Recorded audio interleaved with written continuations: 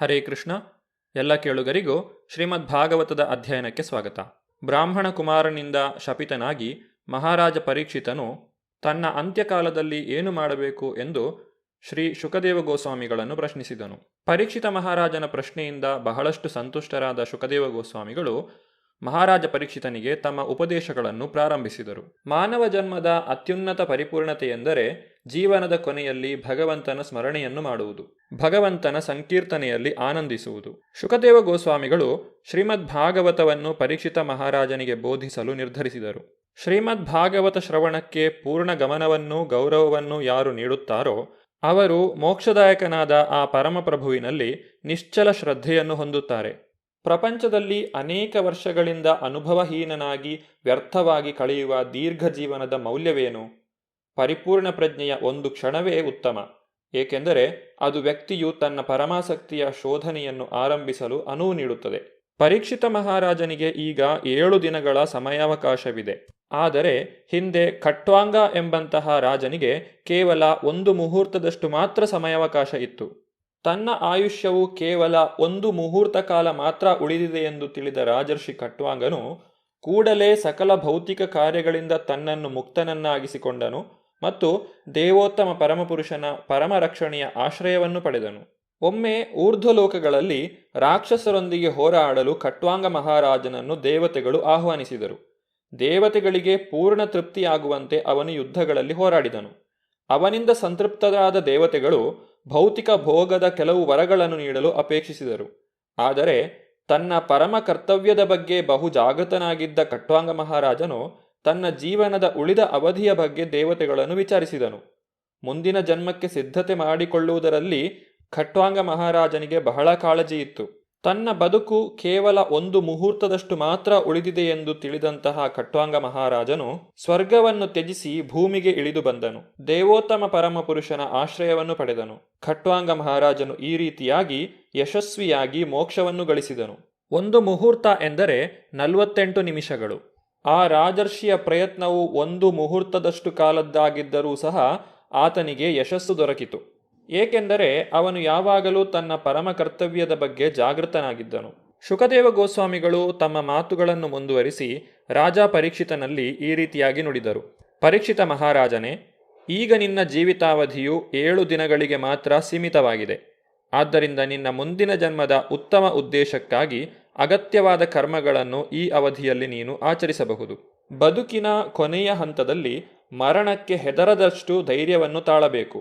ಆದರೆ ಭೌತಿಕ ದೇಹಕ್ಕೆ ಸಂಬಂಧಪಟ್ಟ ಸಕಲ ವ್ಯಾಮೋಹವನ್ನು ಮತ್ತು ಅದಕ್ಕೆ ಸಂಬಂಧಿಸಿದ ಪ್ರತಿಯೊಂದನ್ನು ಹಾಗೂ ಅದರ ಸಕಲ ಅಪೇಕ್ಷೆಗಳನ್ನು ಕಡಿದು ಹಾಕಬೇಕು. ಮೊದಲನೆಯದಾಗಿ ಶುಕದೇವ ಗೋಸ್ವಾಮಿಗಳು ಅಷ್ಟಾಂಗ ಯೋಗದ ಕುರಿತಾಗಿ ವಿವರಿಸುತ್ತಾರೆ. ವ್ಯಕ್ತಿಯು ಒಂದು ಪವಿತ್ರ ಸ್ಥಳವನ್ನು ಆರಿಸಿಕೊಂಡು ಅಲ್ಲಿ ಅಷ್ಟಾಂಗ ಯೋಗವನ್ನು ಅಭ್ಯಾಸ ಮಾಡಬೇಕು. ದಿವ್ಯವಾದ ಓಂಕಾರವನ್ನು ಮನಸ್ಸಿನಲ್ಲಿ ಸ್ಮರಿಸಬೇಕು. ಶ್ವಾಸ ಉಚ್ಛ್ವಾಸ ಪ್ರಕ್ರಿಯೆಯನ್ನು ನಿಯಂತ್ರಿಸಿ ಮನಸ್ಸನ್ನು ನಿಗ್ರಹಿಸಬೇಕು. ಕ್ರಮೇಣವಾಗಿ ಇಂದ್ರಿಯ ಕಾರ್ಯಗಳಿಂದ ಮನಸ್ಸನ್ನು ಹಿಂದೆಗೆದುಕೊಳ್ಳಬೇಕು. ಇಂದ್ರಿಯಗಳು ಬುದ್ಧಿಶಕ್ತಿಯಿಂದ ನಿಯಂತ್ರಿತವಾಗುವು. ಭೌತಿಕ ಕಾರ್ಯಗಳಲ್ಲಿ ಮಗ್ನವಾಗಿದ್ದ ಮನಸ್ಸನ್ನು ಕೂಡ ದೇವೋತ್ತಮ ಪುರುಷನ ಸೇವೆಯಲ್ಲಿ ತೊಡಗಿಸಿ ಪೂರ್ಣ ದಿವ್ಯ ಪ್ರಜ್ಞೆಯಲ್ಲಿ ನೆಲೆಸಬೇಕು. ಇಷ್ಟಾದ ಬಳಿಕ ವ್ಯಕ್ತಿಯು ವಿಷ್ಣುವಿನ ಅವಯವಗಳನ್ನು ಧ್ಯಾನಿಸಬೇಕು. ಅದರಿಂದಾಗಿ ಮನಸ್ಸು ಎಲ್ಲ ಇಂದ್ರಿಯ ವಿಷಯಗಳಿಂದ ಮುಕ್ತವಾಗುತ್ತದೆ. ಯೋಚಿಸಲು ಇತರ ಯಾವ ವಿಚಾರವೂ ಇರಬಾರದು.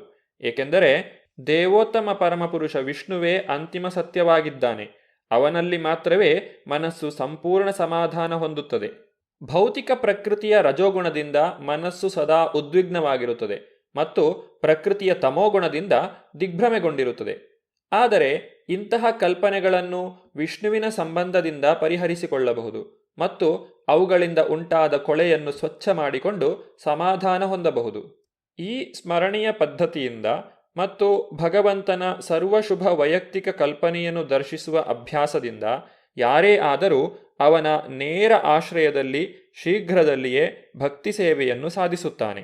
ಶುಕದೇವ ಗೋಸ್ವಾಮಿಗಳು ವಿವರಿಸುತ್ತಿದ್ದಂತಹ ಅಷ್ಟಾಂಗ ಯೋಗದ ಕುರಿತಾಗಿ ತಿಳಿದ ಪರೀಕ್ಷಿತ ಮಹಾರಾಜನು ಶುಕದೇವ ಗೋಸ್ವಾಮಿಗಳಲ್ಲಿ ಮುಂದಿನ ಪ್ರಶ್ನೆಗಳನ್ನು ಕೇಳುತ್ತಾನೆ. ಮನಸ್ಸನ್ನು ಹೇಗೆ ಮತ್ತು ಎಲ್ಲಿ ಅನ್ವಯಿಸಬೇಕು? ವ್ಯಕ್ತಿಯ ಮನಸ್ಸಿನಲ್ಲಿರುವ ಕಶ್ಮಲಗಳು ನಿವಾರಣೆಯಾಗಲು ಚಿಂತನೆಯನ್ನು ಹೇಗೆ ಸ್ಥಿರಗೊಳಿಸಬೇಕು? ಇದನ್ನು ದಯವಿಟ್ಟು ವಿವರವಾಗಿ ವರ್ಣಿಸಿರಿ. ರಾಜ ಪರೀಕ್ಷಿತನ ಪ್ರಶ್ನೆಗೆ ಉತ್ತರವಾಗಿ ಶುಕದೇವ ಗೋಸ್ವಾಮಿಗಳು ಈ ರೀತಿಯಾಗಿ ನುಡಿದರು. ಒಬ್ಬನು ತನ್ನ ಆಸನ ಭಂಗಿಯನ್ನು ನಿಯಂತ್ರಿಸಿಕೊಳ್ಳಬೇಕು. ಯೋಗ ಪ್ರಾಣಾಯಾಮದಿಂದ ಉಸಿರಾಟವನ್ನು ನಿಯಂತ್ರಿಸಿಕೊಳ್ಳಬೇಕು. ಹಾಗೆಯೇ ಮನಸ್ಸು ಮತ್ತು ಇಂದ್ರಿಯಗಳನ್ನು ನಿಯಂತ್ರಿಸಬೇಕು. ಬುದ್ಧಿಶಕ್ತಿಯಿಂದ ಮನಸ್ಸನ್ನು ಭಗವಂತನ ಸ್ಥೂಲ ಶಕ್ತಿಗಳಲ್ಲಿ ತೊಡಗಿಸಬೇಕು. ಇಲ್ಲಿ ಸ್ಥೂಲ ಶಕ್ತಿ ಎಂದರೆ ಭಗವಂತನ ವಿರಾಟ್ ರೂಪವಾಗಿದೆ. ಭೌತಿಕ ಜಗತ್ತು ಇಂದ್ರಿಯ ಗೋಚರವಾದದ್ದು. ಅದರ ಅದ್ಭುತ ಅಭಿವ್ಯಕ್ತಿಯು ಪೂರ್ಣವಾಗಿ ಪರಮಸತ್ಯದ ವ್ಯಕ್ತಿ ಶರೀರವಾಗಿದೆ. ಅದರಲ್ಲಿ ವಿಶ್ವದ ಪರಿಣಾಮ ರೂಪವಾದ ಭೂತ, ವರ್ತಮಾನ ಮತ್ತು ಭವಿಷ್ಯತ್ ಎಂಬ ಭೌತಿಕ ಸಮಯದ ಅನುಭವವಾಗುತ್ತದೆ. ಬ್ರಹ್ಮಾಂಡ ಕವಚದ ಶರೀರವು ಸಪ್ತ ಭೌತಿಕ ಮೂಲಾಂಶಗಳಿಂದ ಆವೃತವಾಗಿದೆ.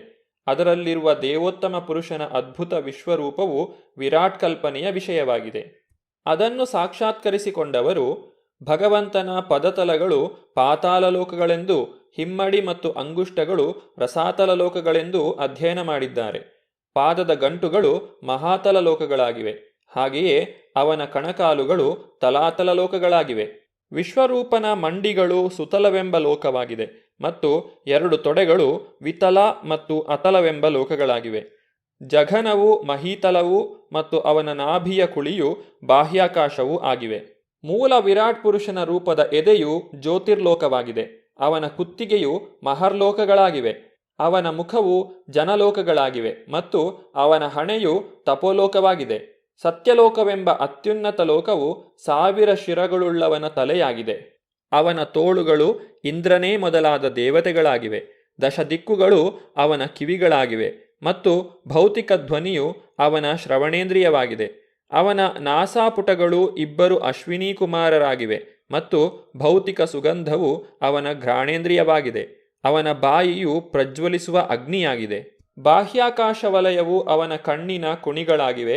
ಕಣ್ಣುಗುಡ್ಡೆಯು ದೃಕ್ಶಕ್ತಿಯಾಗಿ ಸೂರ್ಯನಾಗಿದ್ದಾನೆ. ಅವನ ಕಣ್ಣಿನ ರೆಪ್ಪೆಗಳು ಹಗಲು ರಾತ್ರಿಗಳಾಗಿವೆ.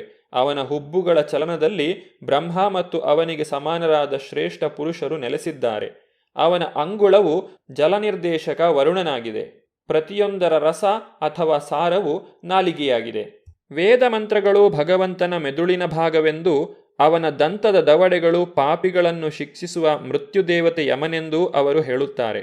ಅವನ ದಂತಪಂಕ್ತಿಗಳು ಸ್ನೇಹಕಲೆಯಾಗಿವೆ ಮತ್ತು ಅತ್ಯಂತ ಮೋಹಕವಾದ ಮಾಯಾಭೌತಿಕ ಶಕ್ತಿಯು ಅವನ ಮಂದಹಾಸವಾಗಿದೆ. ನಮ್ಮ ಮೇಲೆ ಬೀರುವ ಅವನ ದೃಷ್ಟಿಯೇ ಭೌತಿಕ ಸೃಷ್ಟಿಯ ಈ ಮಹಾಸಾಗರವಾಗಿದೆ. ವಿನಯವು ಅವನ ತುಟಿಗಳ ಮೇಲ್ಭಾಗವಾಗಿದೆ. ಲೋಭವು ಅವನ ಗದ್ದವಾಗಿದೆ. ಧರ್ಮವು ಭಗವಂತನ ಸ್ತನವಾಗಿದೆ. ಅಧರ್ಮವೇ ಅವನ ಬೆನ್ನಾಗಿದೆ. ಭೌತಿಕ ಜಗತ್ತಿನ ಸಕಲ ಜೀವಿಗಳನ್ನು ಉತ್ಪಾದಿಸುವ ಬ್ರಹ್ಮನು ಅವನ ಜನನೇಂದ್ರಿಯವಾಗಿದ್ದರೆ, ಮಿತ್ರಾವರುಣರು ಅವನ 2 ವೃಷಣಗಳಾಗಿದ್ದಾರೆ. ಅವನ ಸೊಂಟವೇ ಸಮುದ್ರ ಮತ್ತು ಗಿರಿಪರ್ವತಗಳು ಪೇರಿಸಿಟ್ಟಿರುವ ಅವನ ಎಲುಬುಗಳಾಗಿವೆ. ಓ ರಾಜನೇ, ನದಿಗಳು ಅವನ ಅದ್ಭುತ ಶರೀರದ ನಾಡಿಗಳಾಗಿವೆ. ವೃಕ್ಷಗಳು ಅವನ ದೇಹದ ರೋಮಗಳಾಗಿವೆ ಮತ್ತು ಸರ್ವಶಕ್ತ ವಾಯುವು ಅವನ ಉಸಿರಾಟವಾಗಿದೆ. ಗತಿಸುತ್ತಿರುವ ವಯಸ್ಸುಗಳು ಅವನ ಚಲನವಾಗಿದೆ ಮತ್ತು ಅವನ ಕಾರ್ಯಗಳು 3 ಪ್ರಕೃತಿ ಗುಣಗಳ ಪ್ರತಿಕ್ರಿಯೆಗಳಾಗಿವೆ. ಜಲವನ್ನು ಒಯ್ಯುವ ಮೋಡಗಳು ಅವನ ತಲೆಯ ಮೇಲಿನ ಕೂದಲುಗಳಾಗಿವೆ. ಹಗಲು ರಾತ್ರಿಗಳ ಸಂಧಿಕಾಲವೇ ಅವನ ವಸ್ತ್ರಗಳಾಗಿದೆ. ಭೌತಿಕ ಸೃಷ್ಟಿಯ ಪರಮಕಾರಣವು ಅವನ ಬುದ್ಧಿಶಕ್ತಿಯಾಗಿದೆ. ಅವನ ಮನಸ್ಸು ಸಕಲ ಪರಿವರ್ತನೆಗಳ ನಿಧಿಯಾದ ಚಂದ್ರನಾಗಿದ್ದಾನೆ. ಜಡತತ್ವವು ಅಂದರೆ ಮಹತ್ತತ್ವವು ಸರ್ವವ್ಯಾಪಿಯಾಗಿರುವ ಭಗವಂತನ ಪ್ರಜ್ಞೆಯಾಗಿದೆ. ರುದ್ರದೇವನು ಅವನ ಅಹಂಕಾರವಾಗಿದ್ದಾನೆ. ಕುದುರೆ, ಹೇಸರಗತ್ತೆ, ಒಂಟೆ ಮತ್ತು ಆನೆ ಇವು ಅವನ ಉಗುರುಗಳಾಗಿವೆ. ಕಾಡು ಪ್ರಾಣಿಗಳು ಹಾಗೂ ಎಲ್ಲ ಚತುಷ್ಪಾದಿಗಳು ಭಗವಂತನ ಕಟಿಪ್ರದೇಶದಲ್ಲಿ ಇವೆ.